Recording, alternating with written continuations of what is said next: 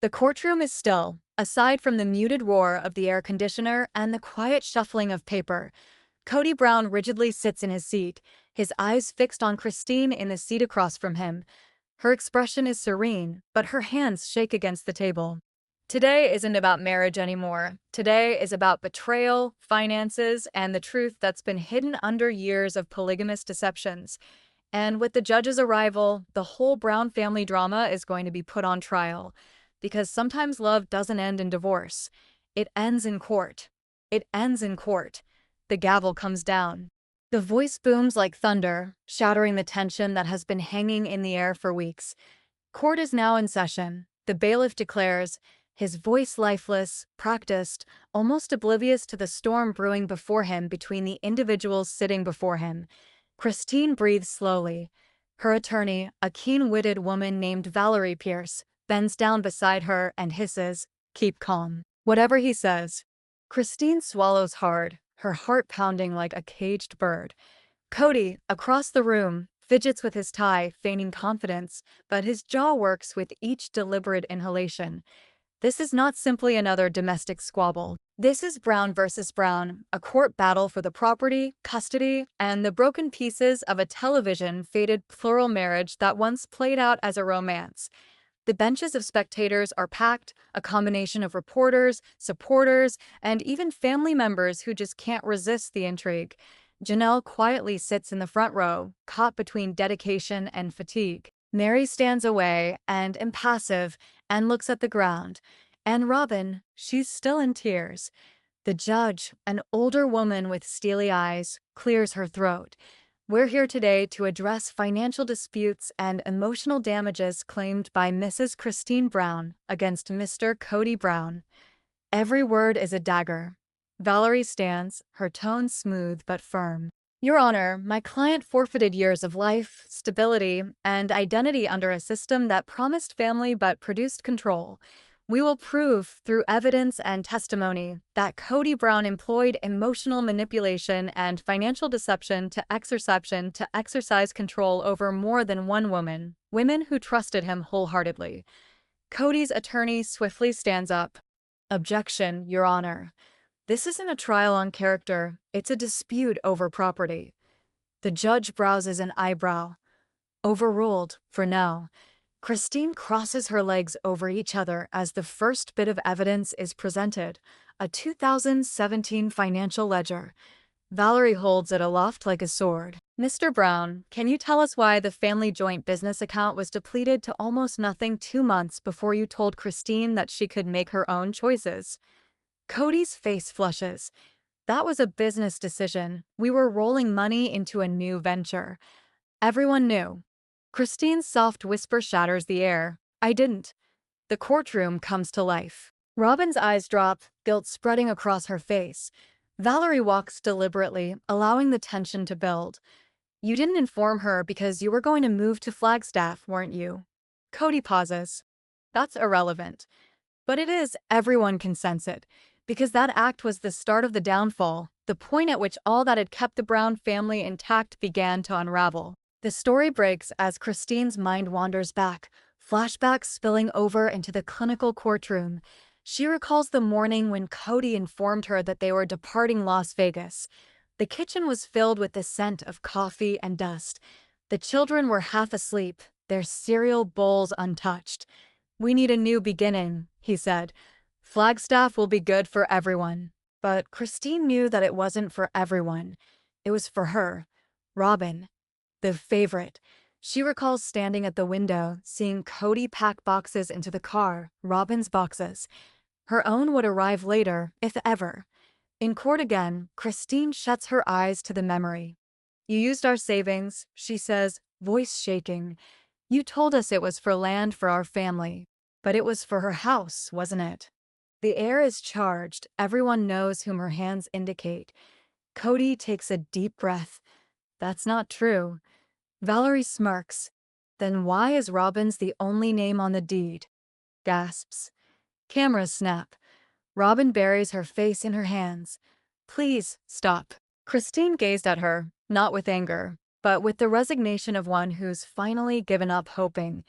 You had his heart. I just wanted fairness. The judge takes a deep breath, visibly shaken. Mr. Brown, do you have any papers to support your assertion that the funds were shared investments? Kody fumbles with papers, flipping through receipts and statements. It's complicated. Answer the question, the judge says firmly. It was for the family, Kody snaps. Everything I've ever done was for the family. Christine's lawyer leans forward. Which family, Mr. Brown? The question lands like a slap. Kody stares at her, but the room already knows the answer. Hours tick by. The courtroom is a war zone of glancing looks and half-whispered secrets. Christine tells of the nights she wept in solitude, of how her children had sensed when their father ceased visiting, of how she finally knew she was faithful to the concept of a man who had departed from her very heart years earlier. Her voice breaks, but she doesn't relinquish. You can't build a family on control, she says in a soft voice. Not when love is conditional. Valerie nods. That's the line she was waiting for. The judge leans back, weighing each word. Kody, once again, says nothing. As the first day of trial comes to a close, the family shuns each other's gaze. The hallways are filled with reporters, microphones flashing like lightning. Christine passes through, chin held high, biting back tears. Janelle catches up. You did good, she says softly. Christine shakes her head. It's not about good or bad anymore. It's about truth. Kody stands behind the glass doors, his reflection divided by the frame. For the first time, he seems unsure. Because tomorrow, the defense starts, and secrets planted years ago are going to come to light. Morning sunlight streams through the high windows of the courthouse, slicing across the wood polish and onto Kody's tightened face. Day 2 of the trial dawns, and something in the air is different, thicker, more subdued, as if even the walls are aware that today, the defense will counterattack. The cameras buzz quietly, the whispers subside, and when the judge arrives, all stand up as if getting ready for a tempest they cannot avoid. Christine remains stationary, her hands folded in her lap, her attorney prepared with a sheaf of documents that may destroy Kody's well-crafted tale. But Kody's lawyer, Mark Weston, is unperturbed. He stands up with the air of a man with an ace. Your Honor, he starts. Today we will prove that Mrs. Brown's allegations of deceit and manipulation are not only overblown but motivated by resentment and selective memory. His voice is smooth, practiced, but each word sounds like a calculated assault. Christine looks away, unwilling to confront Kody. He glances at her once, long enough for the camera to record it, short enough for no one to be able to guess what he's thinking. The first witness is called by Mark, Robin. The room breathes a collective sigh of relief. Robin approaches the stand slowly, her eyes bloodshot, her hands shaking around a tissue. She is sworn in, then glances at Kody, who gives her a small reassuring nod. Mrs. Brown, Mark begins, you've been accused of profiting financially from money intended to benefit the whole family. What do you have to say for yourself? Robin's voice breaks. I didn't take anything from anybody. Kody said it was all fair. I believed him. The lawyer nods. And you didn't know that the account belonging to the family had been depleted? No, she whispers. Not until Christine informed me. I figured we were all putting up our houses on Coyote Pass. Valerie rises, prepared to pounce. And yet, she interrupts. Your name is the only one on the deed to the Flagstaff house. How do you not see that happen? How do you not see that happen? Robin drops her head and weeps silently. He said it was just paperwork. Kody fidgets uncomfortably, his jaw locked. The judge leans forward. Mr. Brown, is that true? Kody opens his mouth, but his lawyer cuts in. Objection, irrelevant to the property division. The judge raises an eyebrow. Sustained, but I'll want clarification later. The moment passes, but the tension doesn't.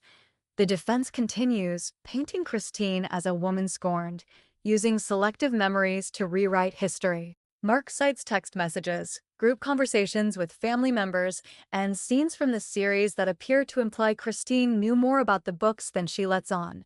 She had access to all of the accounts, he asserts firmly. There was openness. But under Valerie's cross-examination, fissures start to appear.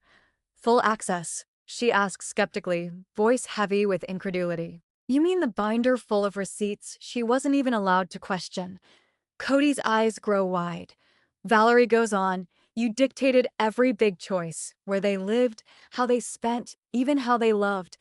Kody shakes his head, indignant. That's not true. They decided to follow me. The room hums. The judge raps her gavel. Mr. Brown, keep your temper. But it's too late. The facade is cracking. Christine doesn't blink. She sits, at last witnessing the man she had stood up for fall apart at his own mouth. Robin dries her tears, softly mouthing, "Please stop fighting." But too late. Valerie pounces. "You see, Your Honor, this isn't about money. It's about power masquerading as devotion." The judge slowly nods, as if that realization weighs more than testimony ever will. Janelle's turn is next. She rises, steady but evidently conflicted. Janelle, Valerie starts gently. You were a part of this family for decades. Tell the court what you saw. Janelle takes a breath. I saw control, she says softly. Every choice was his. And if we dared to question it, we were told we didn't have faith. Cody's eyes flutter shut, frustration and fear blending. That's not what I meant, he grumbles. But Janelle continues. When Christine left, I wanted to too, but I was afraid. Afraid of losing everything we'd constructed, even if it was constructed on his terms. The courtroom falls silent once more. Even Robin can't look at her. As the day wears on, the defense becomes desperate. Cody's attorney begins calling lesser witnesses, accountants, family friends, even a former church leader, to demonstrate that Cody's behavior was faith, not control. But each rendition sounds more hollow than the previous one. Under cross-examination, even the accountant concedes, I did not know Christine was not consulted about those transfers. The judge's pen hesitates between two notes. Kody rubs his forehead, sweat breaking out in the cold air. Valerie picks up on the change. She flips through her binder, stops, and holds up a printed email. Your Honor, may I present Exhibit 23 into evidence? The judge inclines his head. Go on. Valerie presents it to the clerk, who delivers it to the judge. This, Valerie says, is an email from Mr. Brown to his financial advisor, sent 6 weeks prior to the time the family relocated to Flagstaff. It outlines a $320,000 withdrawal from the joint family account, described as personal property relocation. That money was applied toward a down payment on the house in Flagstaff in Robin's name. Kody bristles. That's out of context. Valerie doesn't blink. Then give us the context. The silence that ensues is interminable. Robin covers her mouth with her hand. Janelle's eyes brim with tears. Mary fidgets uncomfortably in the back of the room. The judge lays the paper down deliberately. Is this your email, Mr. Brown? Kody hesitates before nodding.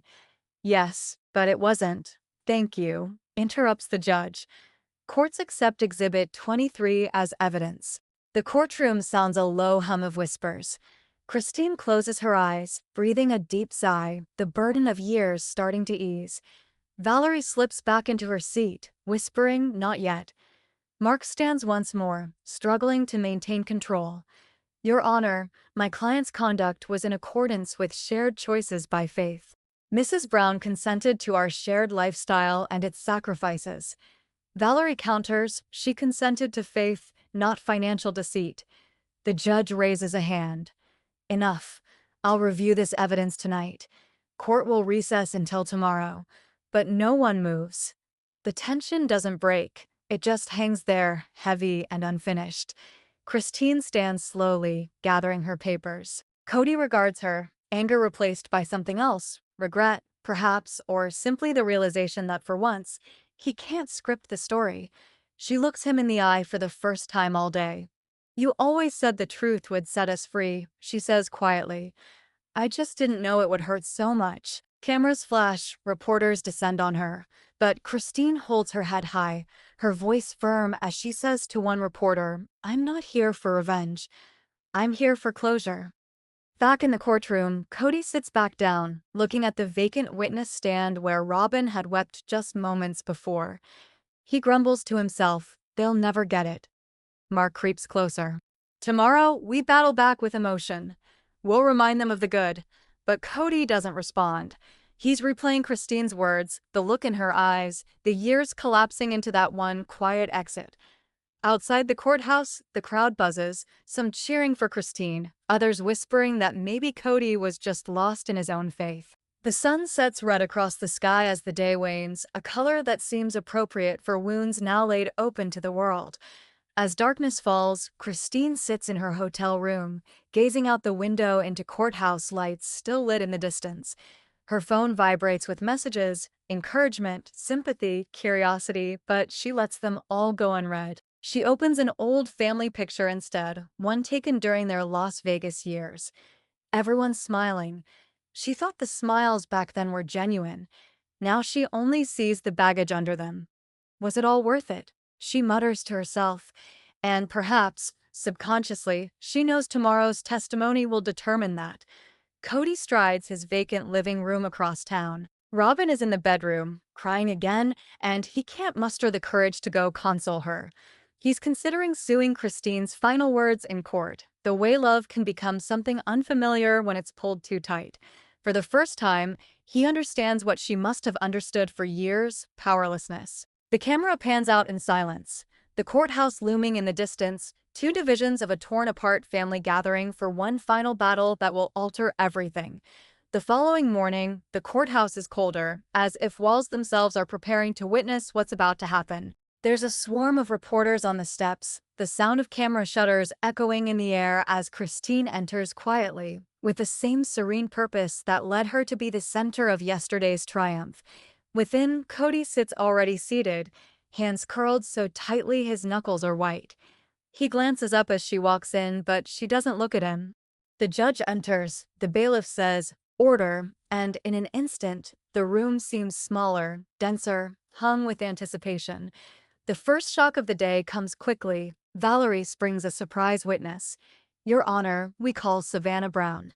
Cody's head snaps up. His daughter? The room shudders with whispers. The young woman enters, calm but shaking, holding a battered binder to her chest. Christine's breath is taken. She didn't anticipate this either. Savannah recites the oath, hardly louder than a scintilla of sound. "I swear." Valerie edges in closer. "Savannah, you resided in the Brown home during the years of financial stress and moving, right?" Cody's face pales.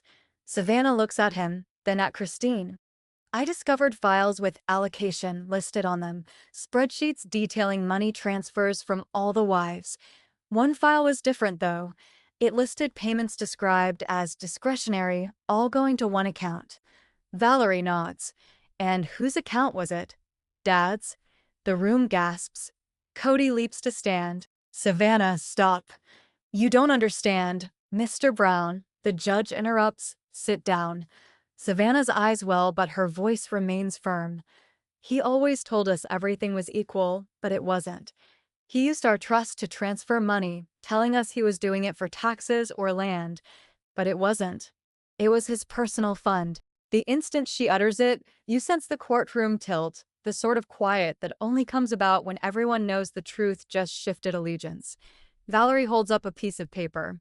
"Your Honor, we have copies of bank documents validating this account." Cody's attorney protests, but his words shake. The judge permits it. Kody slumps, defeated, his facade breaking under the fluorescent lights. Christine is hardly able to breathe. It's vindication and heartbreak mixed together. Savannah glares at him one last time. "I loved you, Dad, but I can't protect you anymore." The judge announces a recess, yet no one gets up. Everybody understands that this trial has just changed forever. The ring of the gavel cuts through the commotion as court resumes. Everybody still has the reverberation of Savannah's words the day before. Kody appears older today, his shoulders sagging, his suit rumpled as if rest did not come. Beside him sits Christine, quiet, gazing at the witness stand upon which her daughter had ruptured the fantasy that had united their family. Valerie is quick.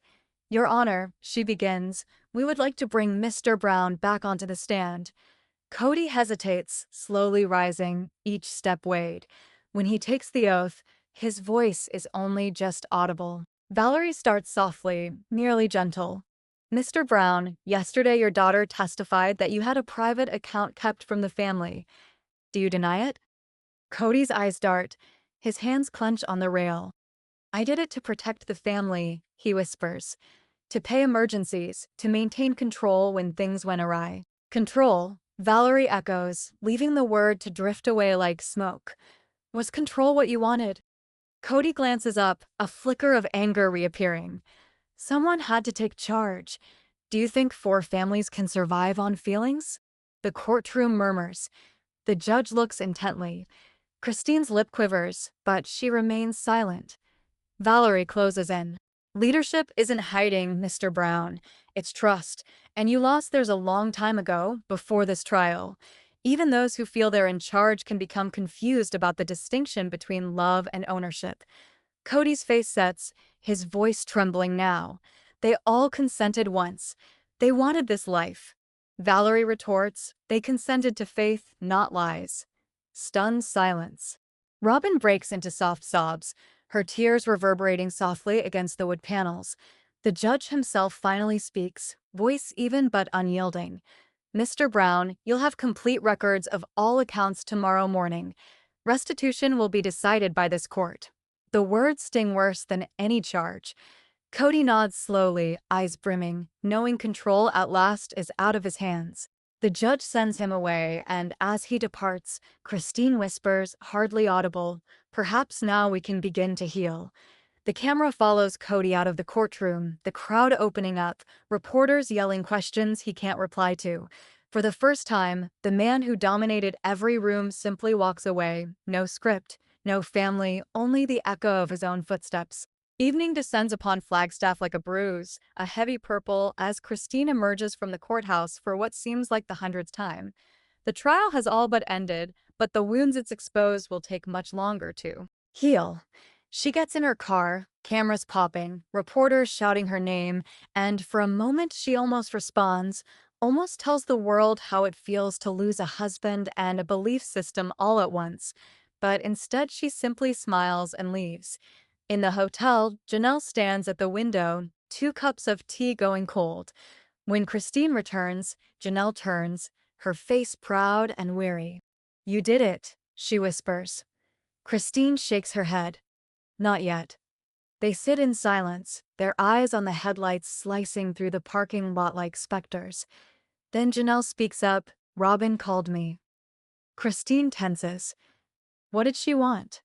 She says Cody's coming apart. He hasn't eaten in days.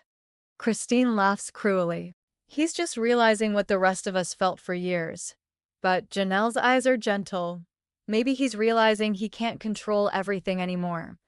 The next morning, the courtroom is filled with low tension as the last of the testimonies are given. Valerie's tone is quiet but cutting as she seals her case, placing all of the documents, all of the lies, all of the words that shattered the illusion of oneness.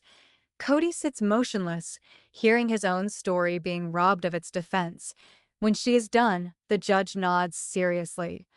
Mr. Brown, you may make a final statement. Kody stands slowly, shaking in his hands. I made mistakes, he starts, his voice heavy. But I love my family. I figured if I held on, if I kept the reins, the family would be okay. I never intended to hurt them. He looks towards Christine. You were my strength. You were my strength, even when you walked away. Christine lowers her head, tears welling, but remains silent. The courtroom stands in stunned silence. The judge folds her hands. This case has revealed not only financial impropriety, but the emotional toll of abused power. Tomorrow, the court will make its decision. The gavel comes down, and there it is, finished for today. Christine lets out a breath. Her attorney releases her hand, and somewhere in the distance, Kody sits by himself at last. Outdoors, the desert sun blazes brightly, cruel, and lovely, and the wind sweeps away the final whispers of their what used to be. Morning creeps over the courthouse in a sweep of golden blade through cloudy gray. Today is verdict day. Parking is already packed when Christine arrives, clad in the same blue dress she wore the day she made up her mind to leave Kody, a silent reminder of starting anew. The reporters gather, microphones flashing, and yet she just walks on, eyes locked on doors that have watched each secret tumble into the light. Inside, Kody sits, thinner, quieter, his tie askew.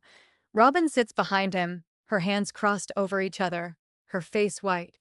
Janelle and Mary sit in a silence of their own, alone except for the space between them. When the judge appears, the room freezes into that same stunned hush. This court has heard all testimony and evidence, she says, her voice clear, unshaken. It concludes that Mr. Kody Brown practiced financial dishonesty in the management of joint family funds and grants restitution to Mrs. Christine Brown in the sum of $320,000, plus attorney fees. A whisper stirs, then subsides as Christine shuts her eyes, the burden of years finally lifting. Kody doesn't seem angry, merely hollow, as if the verdict but verifies something he already knew. And also, the judge goes on, this court acknowledges the emotional damage done and suggests mediation for future family conflicts. The gavel comes down once, sharp and resounding. When Christine rises to her feet, Kody does as well. Their eyes lock for the first time in weeks without malice. He moves slowly, past cameras, past murmurs. "Christine," he whispers, "I didn't want it to have to end like this." She responds just as quietly, "Neither did I." But endings don't need permission. They linger there for a moment, two individuals who created a life based on compromise and faith, reduced to neither of those things now. Robin quietly weeps behind them, Janelle wipes away a tear, and even the judge averts his eyes. Out on the sidewalk, Christine stands before the microphones finally. "It's over," she says flatly. "We were a family once. Now we're just people trying to heal." She steps down the courthouse stairs, sunlight blinding her, freedom unfamiliar but real. Weeks pass after the verdict, and Flagstaff begins to forget the trial, but the Browns never can. Christine wakes every morning to silence that feels strange, peaceful yet hollow. Her home is scented with paint and coffee, signs of a life regained, although at times she still feels the urge to grab onto a voice that does not exist. On the other side of town, Kody exists in solitude. The booming patriarch figure now spends his days in the garage, repairing things that are not broken, attempting to fix something that only time can repair. Robin wanders through the house like a shadow, her weary eyes from fighting for what nobody holds dear anymore. Janelle comes to see Christine a lot, with food, with laughter, and with embarrassing quiet that always resolves in mutual tears. "You did the right thing," Janelle tells her one night as they sit on the porch and watch the sun set into the mountains. Christine smiles weakly. Then why does it still hurt a month later? A letter arrives. No address, just handwriting she knows instantly. It's from Kody. She hesitates, then opens it. The letter isn't angry, it's quiet, almost frightened. "I found an old recording, one the producers never aired. I think you deserve to see it." Her stomach tightens. That night, curiosity wins. She clicks the link enclosed, and the video comes to life. Raw behind-the-scenes footage from years prior of Kody speaking in secret with a producer. He owns up to knowing the finances were unequal, that he allowed the favoritism to grow because it was easier to deal with the wives that way. Christine's breath catches. She wasn't losing her mind, she was correct. She sits back, crying relief, sorrow, vindication, all knotted. The following morning, she sends a lone response. "Thank you for telling the truth." Across town, Kody reads it and finally weeps, the sound harsh and human. That weekend, the children meet for the first time in years. There is laughter, uncomfortable hugs, silent reconciliation. No cameras, no scripts, just a family learning to be without pretending. Christine observes them, sensing the warmth she believed had been lost forever. The tale that started in a courtroom ends here, not with verdicts or revenge, but with a silent comprehension that love, when it endures the truth, becomes something authentic. Months have now gone by since the courtroom lights faded for the final time, and the Browns have drifted apart like leaves torn from a book. Christine is on the porch of her new house in Utah, morning sunlight bathing the mountains with gold. Finally, she feels like the star of her own life, not a supporting actress in someone else's fantasy. Her laughter is sweeter now. her days busy with work, children, and a sort of tranquility she never thought possible. Occasionally, she catches herself thinking of the trial. The words, the silence, the look on Cody's face when the truth finally emerged into daylight, but it no longer holds her back. Beneath the miles, Kody cares for a patch of earth, planting trees with his sons, attempting to cultivate something that isn't constructed on control. He's leaner, quieter, and perhaps, at last, humble. Robin sees him regularly. They speak less of religion now and more about forgiveness. Janelle and Mary too have moved on, pursuing their own definitions of freedom, the ancient rivalries distant echoes of a bygone time.